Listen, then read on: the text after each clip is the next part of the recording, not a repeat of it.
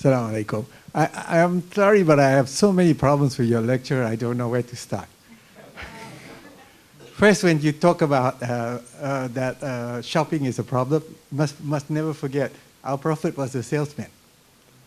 So was Abu Bakr, a cloth salesman for Abu Bakr, and so was Omar, and of course Ali. Osman was a big-time businessman. So the idea of that is a problem. Now, as you introduce Islam as almost a static religion, rather than being able to progress, to change, to evolve, it had to take certain ideas into context. As it developed laws, it developed law for a society. It was actually progressive for that time. It can continue to be progressive. So I don't see why you say, okay, this idea of testimony and this idea of even the equality was an issue. At the time, it's an advancement, yes.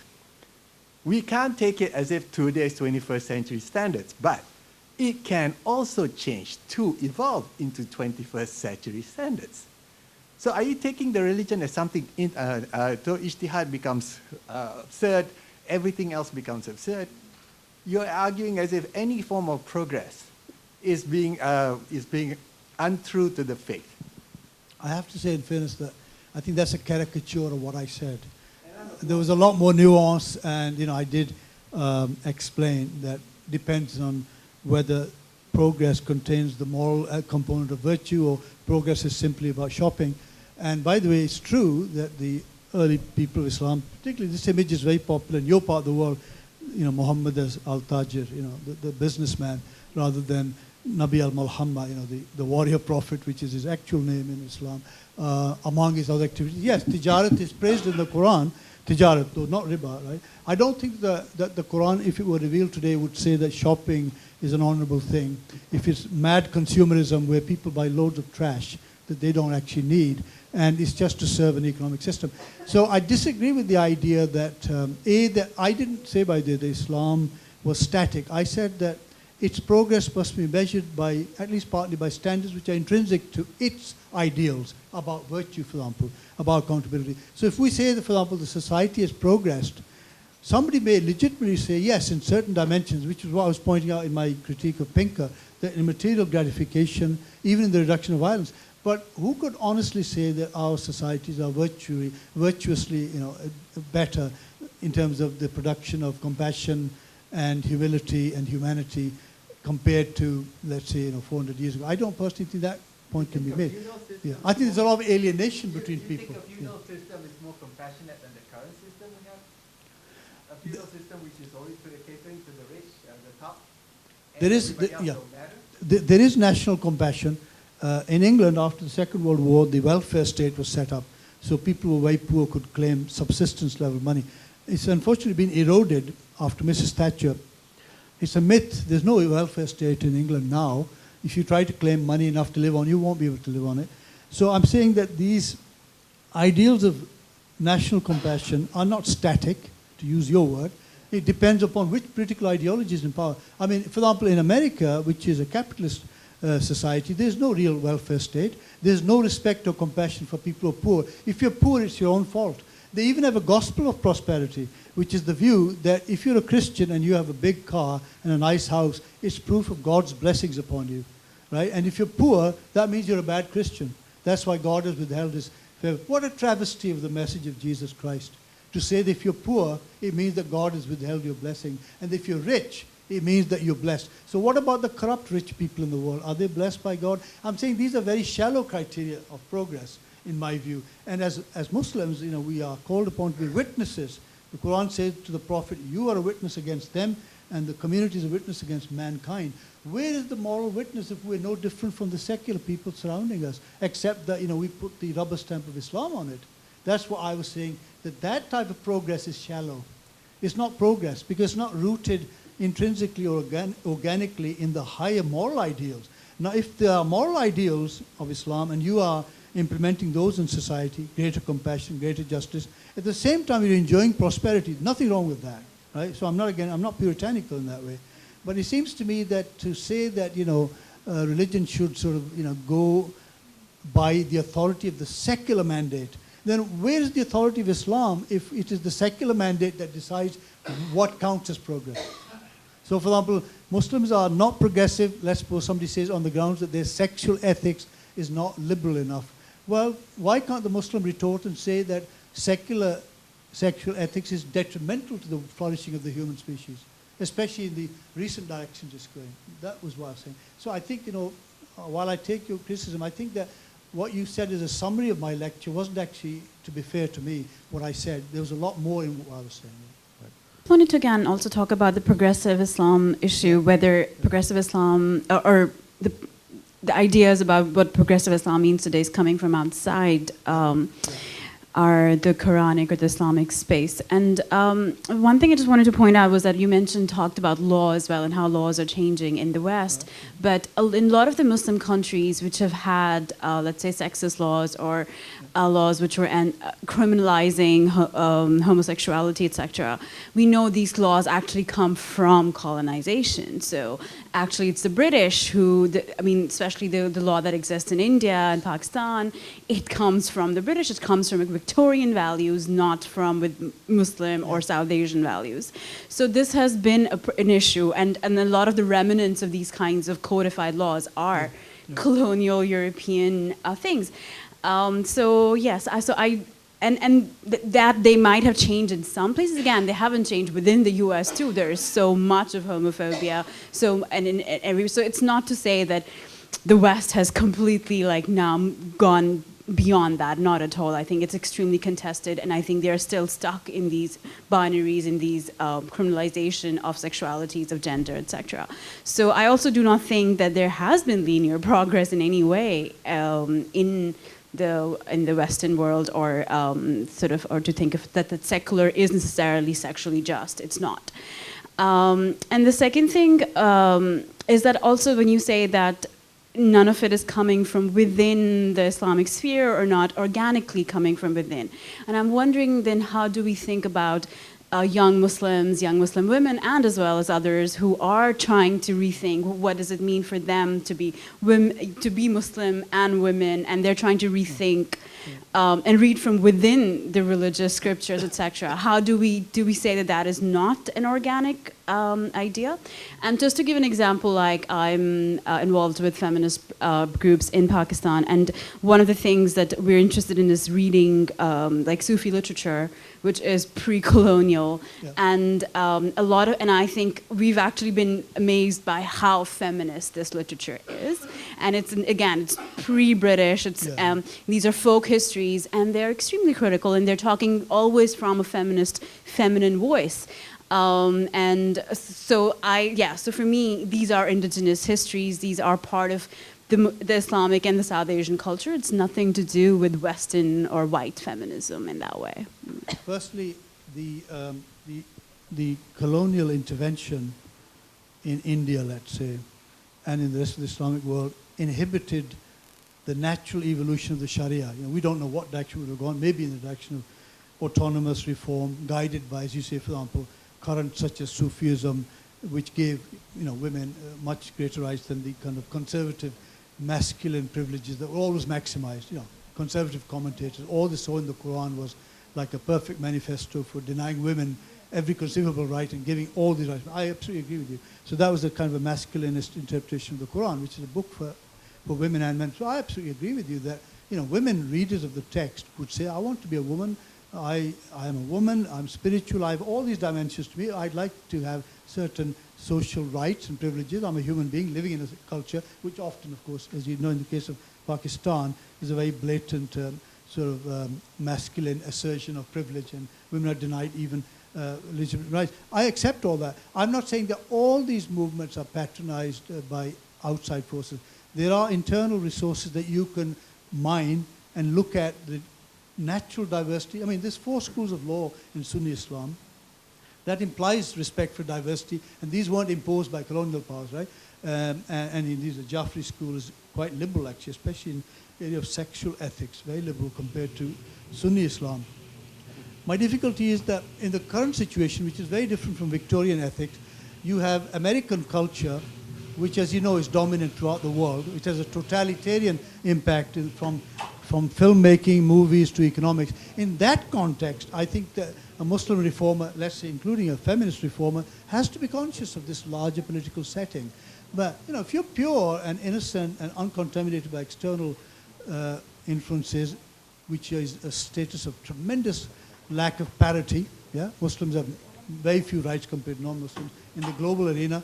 If you're innocent of that and you are trying your best to have a properly informed moral vision of what it means to be a Muslim woman, you're absolutely right. No male, Muslim has a right to say to you, you have no right to read the Quran that way.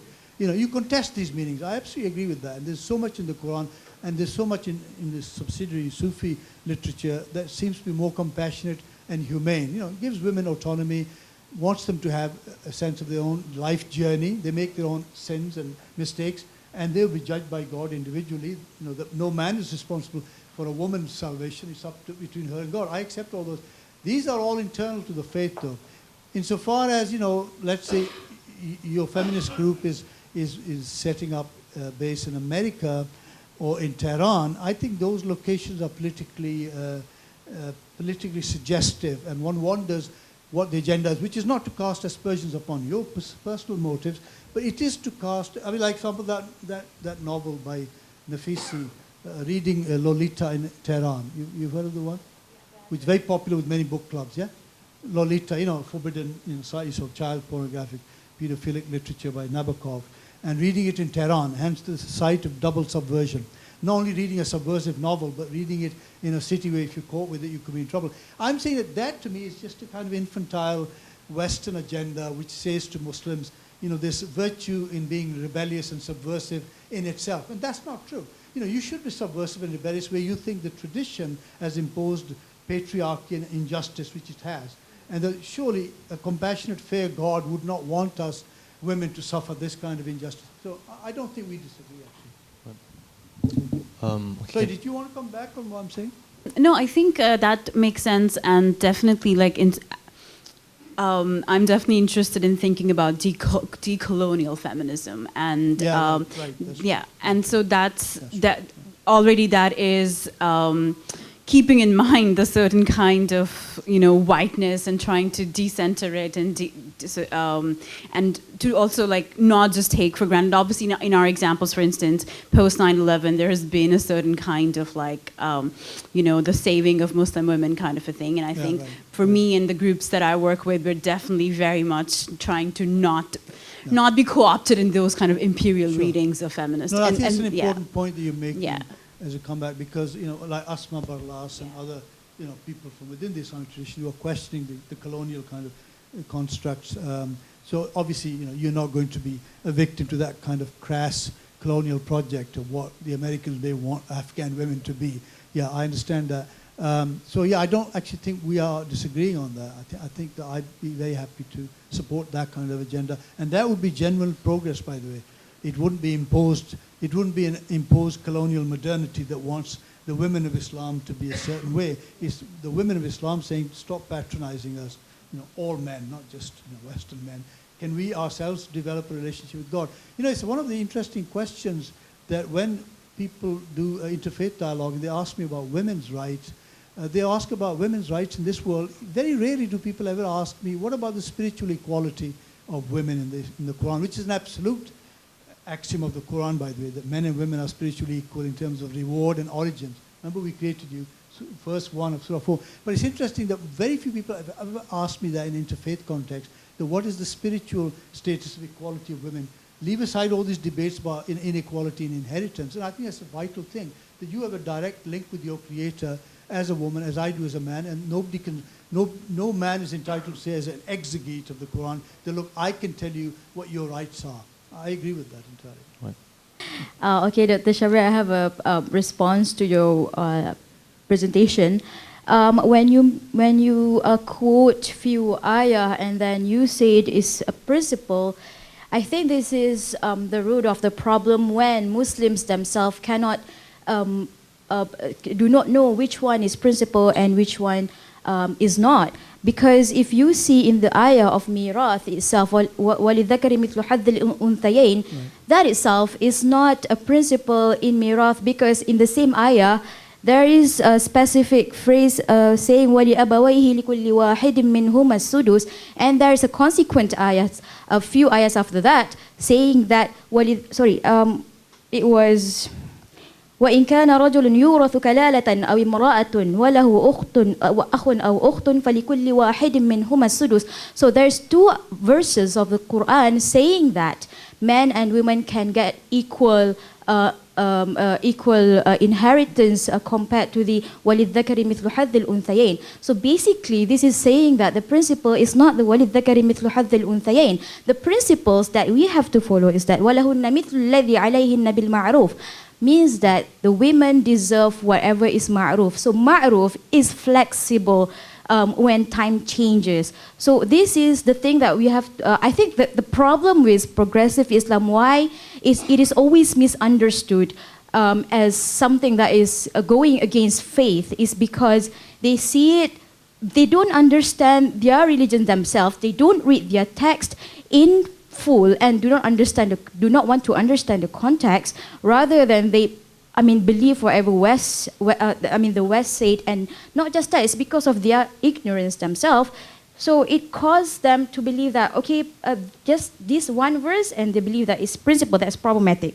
And the other thing is that when we talk about polygamy, right, and you say that about the 4 wives, and the polygamy itself is not principle. So I think the problem faced by Muslim when facing the progressive Islam and questioning their sincerity in a knowledge tradition is because they don't really want to read all of these texts available in our tradition. And if we see from the history how the Quran is being revealed to us, right, there's a phase where women are kept questioning the Prophet. And in fact, there's one surah, which is Surah Al-Mujadilah, which the Prophet himself originally rejected that women's complaint, and later on that women complained to God, and God revealed the verses to her addressing her problem and rejecting or denying the Prophet's fatwa. This is something, the ibrah, that we do not take seriously, and rather we take that ayah per se without understanding the context,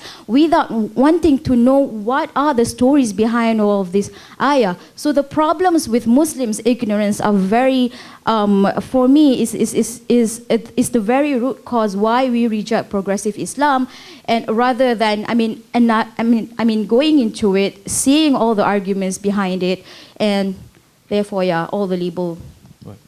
Go in. On the question about the the portion of the male being twice as that of the female, that is a rule, if you like. Then the kalala, the person who has what was called, who has neither descendants nor ascendants, meaning neither his parents nor any siblings or children of his are alive. The kalala. There's 2 more verses on the kalala, by the way, which qualify that passage you quoted at the end of the surah as well. They're placed at the very end. The kalala, what's called in English collateral inheritance, which means that from neither side you're inheriting, because you are not leaving behind any of your own children, nor any of your parents and siblings. Right? It's a special case. In other words, that's an example of a principle to which the exception is cited later in the verse. It doesn't invalidate the principle. For example, the fact that murder and homicide are wrong doesn't mean that when occasionally the homicide is unintentional, it's not homicide. You have to modify what's called mitigation. So I don't agree with you that that's not a principle. It is a principle, but then there's exceptions to the principle. Yeah? Now, on the question of giving women what is ma'ruf, right, that's too vague. That's a platitude. You say to someone, you should live well, be happy, be good, self-help, Buddhism. Yes, fine, it's true, but it's useless as it's not real law, is it? Law means there must be some guidance. Of course, it must be subject to challenge and to modification, right, which is what the kalala does. Remember, you quoted the principle as well as the exception to it. But the fact that there are exceptions to a principle does not mean that the principle is invalid. It just means that the principle has to be modified and mitigated. So I don't agree with you that, the difficulty with progressive Islam is that everybody has misunderstood it. That's not true. I think that's a morally insulting and patronizing view of the orthodoxy and the conservatives. There are things which are wrong with orthodoxy, but it's not wrong of them to say to other Muslims, well, don't be too adventurous. Do try and tether yourself or tie yourself to these Quranic principles, and then try your best to reform while preserving the spirit of the Quran. If you preserve the spirit of the Quranic verses on miras, simply on the grounds that it's to do with maruf, what is right, you're not giving any content. It's, as I say, it's a platitude. Platitude means a useless principle, something which is truistic.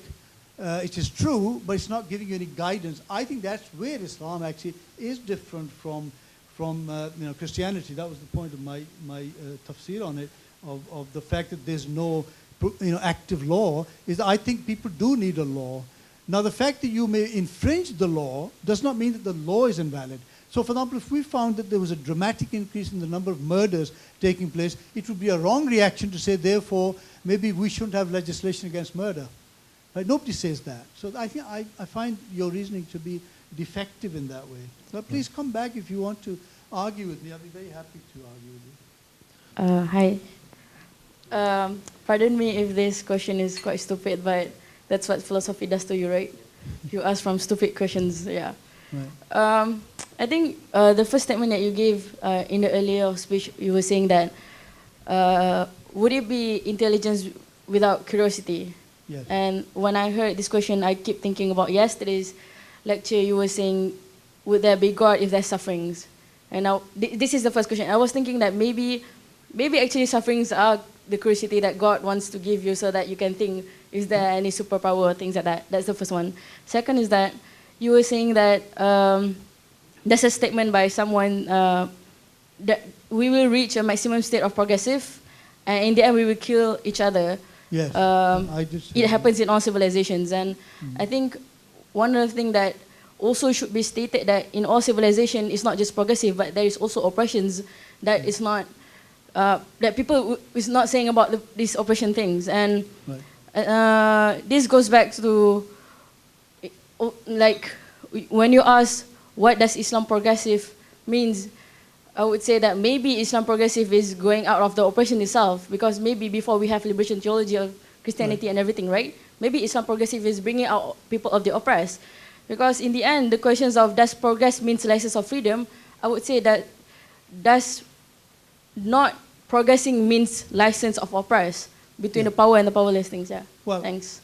That's certainly true. That Islam is an emancipatory religion. Right? That's why it was so attractive, and it spread dramatically, because it appealed to people, it gave people liberation and rights. But the difficulty is that liberty is not the same as license. License means anarchic freedom, freedom to a point that's detrimental to you yourself. Now, for example, if you're bringing up children, why don't you give them absolute liberty? Because the assumption is that you know the best interests of the child, but the child knows his best wishes. He wants the sweets. You think about the dentist, right? So the difficulty is that in Islam, the law is actually patriarchal, meaning where God is the father, meaning he's the king. So when you put on a seat belt, you're telling the state that the state says to you, we know best what's good for you. Suppose you refuse to wear the belt, and when the police officer comes to you, you say, I don't mind dying. I'm quite happy to have an accident. He said, well, you don't mind dying, but other people do, right? In other words, it impacts other people's rights. So the difficulty is that when people are looking at liberation and legitimate rights, they forget that rights can also become corrupted. You can demand too many rights, forget your duties. You can ask for what is in English is called license. License means, the word licentious comes from it by the same root. The idea is that you must ask for freedoms which are in your interest, best interest, so that you flourish as a human being, and those are such that the rest of society flourishes too. If there's too much emphasis on individual liberties, right, society may suffer. I mean, this is absolutely evident in Western culture, that people have decided as a reaction against their own history, Christian history, that all that matters is the rights of the individual. And other civilizations would say that's selfish. What about the rights of other people or the community as a whole? So the difficulty with the argument about oppression is that you should remove your oppression, but don't in the process become oppressors of others. We often think of the Israeli case, for example. We say, well, Jews were oppressed by Hitler. True enough. But then now the Jews have their own state, one could legitimately say Zionists are now oppressing another group that actually doesn't deserve this oppression because they did nothing to them. So the pursuit of freedom must not degenerate into the pursuit of license. You think you're merely asking for your rights and liberation, but how do you draw the line when, in fact, you're asking something that's illegitimate and that would be harmful to you and to your society? That's the whole point of a revealed law, because God is set up as the person who, like a father or a mother, knows your best interests, not only your own desires. Please come back and see. People's right to liberty, you determine the best maximal content of that liberty, and only then you talk about limits on it. You're saying if you start with the limitations, then it's an oppressive mode of thinking in which effectively you're trying to suppress somebody else. No, I absolutely agree with that. Thank you very much. Really enjoyed your lectures, learned lots. Philosophy is a very new thing for me. I come from sociology, which we know is really problematic with its problematic history. But I have sort of two questions. Maybe they are relevant to your lectures, maybe not. Maybe other people can contribute as well, maybe here or afterwards. First question is, with progressive Islam, we've been talking about gender. But what about race? Often we don't talk about race when we're talking about progressive Islam and race and racism and the differences in global north, for example. I'm from Europe and the UK. How race and racism, how progressive Islam in global north can address the issue of race and racism, how in global south Muslim majority countries race and racism can be addressed by progressive Muslim groups. And the other question is, and here I stand corrected if I completely got this wrong, but we seem to start from a duality of gender, that there is male and female, but living in Southeast Asia, and I stand corrected here, that there's a history of multiplicity of genders. So one example is the Bugis that I know of here. So maybe the premise should be that we shouldn't start on a duality, and if we don't start on a duality, we start on a multiplicity of genders. What would progressive Islam look like if we start on a multiplicity of genders rather than a duality? A duality is problematic because we go back to the Cartesian thing. And then I don't see a way out of this.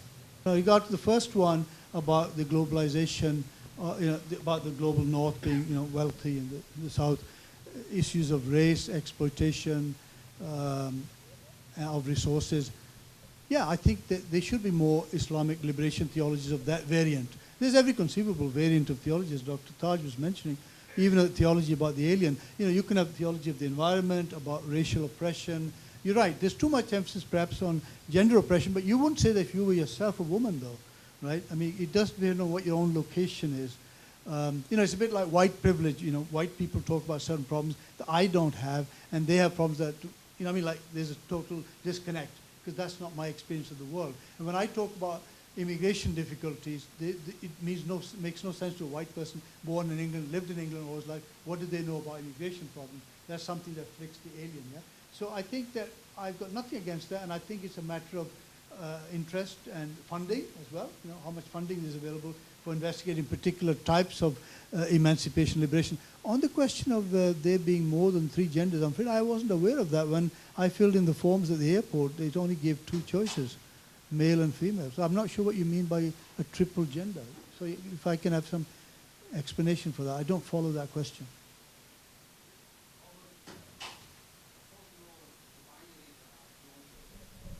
No, I don't accept that the binaries are colonial, not for gender. I don't think that colonizers invented male and female. I think that's an excessive judgment.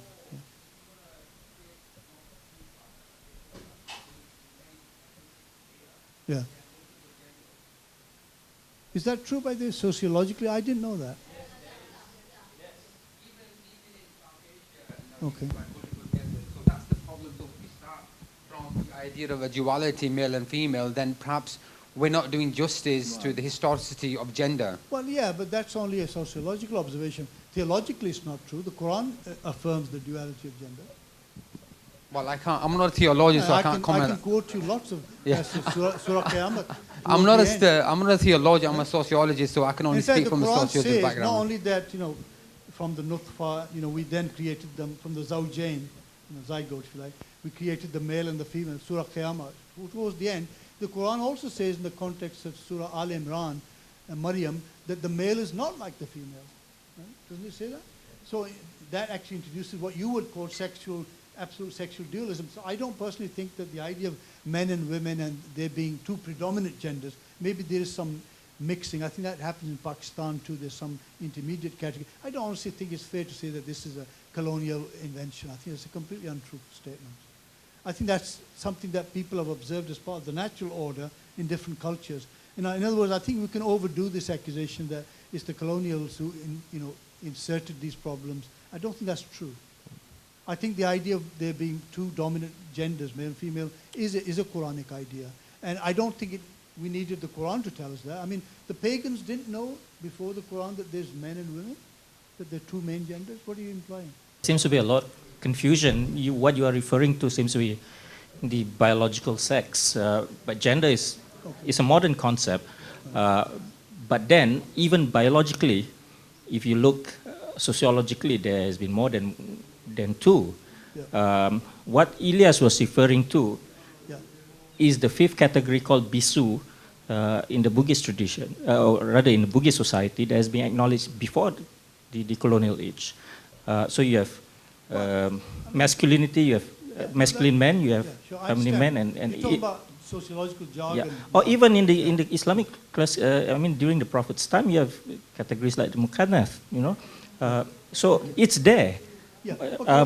Let's examine that. I mean, I think that sometimes people can make a valid point factually and then exaggerate its implications. It's true. It's a bit like Salman Rushdie saying that the Islamic tradition admits there were satanic verses, and therefore the entire Quran is the product of the devil. Nobody accepts the second part. I'm saying it's possible to make a correct judgment and then make totally wrong inferences. So yes, it's true that even the Quran actually implies in some places that there's only, in a sense, no gender differentiation. Or doesn't it say we created you from a single soul, and then from it we created many men and women and spread them? So I'm saying that metaphysically you could say that the origins of the human race are monogenetic, meaning there's a single genetic origin, meaning without differentiation of the biological category of male and female. I'm not actually aware of this point, it's a valid point, about gender being constructed socially, and what I was referring to was biological state of sexual differentiation. I accept that.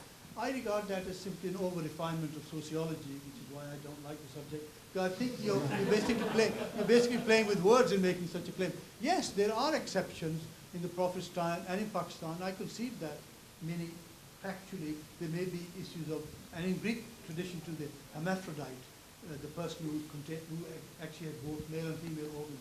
Don't deny that. I'm just saying that the bulk of human society has been structured on the principle that there's two genders, that they, for example, get married to each other, they produce children. That again doesn't mean that there's no exception. The same as the point about, to the male, the share of two females. Sure. The fact that a law or a principle is largely dominant and prevalent does not mean there's no exceptions to it. The difficulty is when you deny any exceptions to it and make that the basis of oppression. No, I don't think anyone is making that claim at all. Sorry? I don't think anyone is making that claim at all. Anyway, let me get on to my question. I mean, you gave a litmus test earlier on, whose interests are we serving in order to judge, right? But of course, it's very difficult to uncover what your real interests are, because normally people do not express it in their own hearts. But the other question, on whose side you're on, right? So let's use this litmus. I don't agree with what you've said, by the way, but please go. Okay, anyway. Let's take this I'm on. saying that actions speak louder than words. Sure, okay. On whose side you're on, that is the litmus test. Now, supposing, let's play a hypothetical situation. You are in Singapore, you are Singaporean, and there is a criminal law, maybe I put it another way.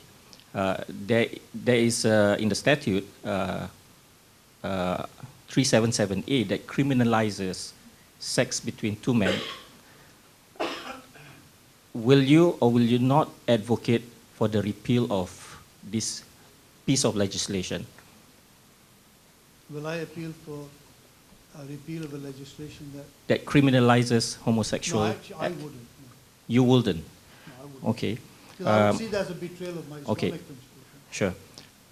The second, no. By the way, the implication is not that I would then resort to Daesh-type tactics of killing them either. Of course, I'm not talking about repression. I'm not even saying that, yeah. No, you're not. But I'm saying that, it's important to clarify that. I'm saying that I would not support a law that, in my view, directly contravened the law of God. Yeah, that's true, I wouldn't. Sure. Second question. In the Administration of Muslim Law Act, for example, the men gets twice than women in terms of in faraid, in inheritance law. Now, if there's a group of feminist Muslims who are advocating for latitude in terms of, look, we want to give equal inheritance, will you oppose that advocacy? So would I propose? Will you oppose the that. advocacy for equal inheritance between men and women? I would support modification of that law under certain circumstances. You know, for example, there are conditions attached to the type of economy, so there could be individual Muslim countries. But no, I wouldn't go for a blanket repeal of an explicit Quranic principle, because I would regard that effectively as judging the word of God. Right. God so, does not judge so me, based, I judge based it. yes, okay. So based on your response, I think this is where the confusion is, and I think it's fundamental error. Firstly, is to equate state law with religious law.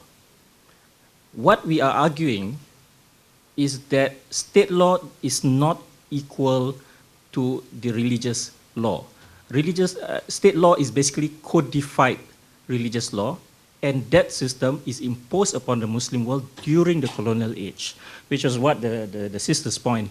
And that is the actual struggle, and that is actually what we are talking about. And the dismissiveness towards progressive Islam is basically a misunderstanding of this, or in the confusion of it. That's one. Secondly, when feminist movements within the Muslim world, particularly in this part of the world, which I'm very familiar with, talking about reform of women's law, they are not talking about doing away with the Quranic text or reforming the Quran even. It's about reforming the understanding of the text. And that is a critical point that needs to be taken into context here. So what I'm saying is that your presentation seems to be speaking to a particular audience which is not here. You seems to be responding to, you know, so-called secular feminists or whatever it is in your part of the world, which we can't relate to, because we are very clear that the kind of reforms we are talking about is rooted in the tradition, but what we are facing with is the same kind of accusations that we are stooges of the West. Even in Singapore, which is a secular state, anyone that talks about repeal of 377A is being labeled as bringing in westernized ideas. Yeah. Well, actually, I think that's the fundamental disconnect that we have in your presentation. I don't make here. such an accusation. I don't say you're stooges of the West. If I had that opinion, I wouldn't have accepted the invitation to come here, right? But what I will say is that because my situation, the context which I work is Western mainly, it's possible for me to have carried on many assumptions, and the kind of difficulties and struggles you're going through in Malaysia or Singapore are, of course, of a different order, right? For a start off, Muslims are not a powerless minority in this part of the world, whereas in England they are. So obviously part of my agenda will be set by the justice. But with regard to colonial intervention, are you implying that before the West governed the Muslim world didn't have power? I mean, you forget that Muslims were colonizers of Europe before Europe was the colonizer of Islam. Didn't they conquer parts of the world, the Balkans? Didn't they have a law, a state law, which said certain things are right and wrong? Was this something invented just by, French colonizers? It seems a ridiculous, travesty of history to make such a claim. It's not factually true. But again, another problem I have is this kind of very broad, essentialized notion of Islam or the Muslim world. I mean, we know that there's a lot of diversity even within the Islamic faith. So what exactly are we talking about? But diversity does not mean anarchy. The fact there are diverse judgments in Islam doesn't mean that all of them are equal. Yeah, but the manifestation of even Islamic law across the Islamic faith are very diverse. Well, very diverse. Yes, but diverse does not mean there's no rhyme or law in it. Just means there's a lot of it, and you have to scrupulously classify it. If I'm investigating an aircraft disaster, I'm presenting lots of material, bits and pieces of the airplane. There's a lot of diversity in that sense, but that doesn't mean I can't, using my intelligence, impose an order on it and say, this is irrelevant to the investigation, this is relevant. Same with the many options you have within Islam. I agree, a rich, diverse tradition. It's very natural. All religions and traditions spawn diversity over time. It's part of being curious and intelligent. But that doesn't mean you can't have a canon or a criterion to impose some order, which is what law means. The whole idea of law is that you're trying to impose some kind of order on an existing sociological chaos. Of course, I think as a moderator, in the interest of time and lunch that are waiting for us on the ground floor, I think we should move to the concluding statements. The 3 sessions I've done, you know, my first session was very detached and philosophical, and then I did something on a comparison with Christianity's notion of reform. This 3rd session, I think, is subliminally more disturbing, because I think we are misunderstanding each other, because this notion of reform is taking place in a particular geographical setting. You know, I'm aware that, you know, I'm a foreigner here. In fact, I've lived my entire life in exile in other people's countries. Believe me, I know all about not belonging. But I think that it's true that this has made me realize, learn something important, that, you know, the kind of problems you're dealing with, like vigilante violence against certain people inside Indonesia, you know, people taking the law into their own hand, we're going to go and kill somebody who's consuming alcohol. I'm saying I don't come from a culture like that. So I've not had to deal with this type of issue. So you're absolutely right to point out your situation is very different. But where I disagree with is the idea of trying to put all the blame on colonial modernity. You know, colonial modernity has committed enough sins, but there are other issues that are internal to our nature. I'm very worried about the denial of agency to Muslims. You know, we've had our own civilization, quite autonomous. I mean, we're humiliated and powerless now, but the reason for that is because we have no appetite for power. Not that we couldn't obtain it. Westerners have tremendous appetite for power. Look at America. Wants to travel and dominate the whole world, while denying it, of course, saying we're not imperialists, but they are. I'm saying that our difficulty is that I find this kind of session useful at one level in sorting out your own issues, but it seems to me that, you know, we're talking about reform and so on to a culture that's already very alert to reform. It's other nations that I think are more resistant to change. I mean, I think Western capitalism needs to be reformed, possibly abolished if so. We're talking too much about reforming ourselves and not about factors that oppose us. That would be my, you know, concluding comment here. Thank you.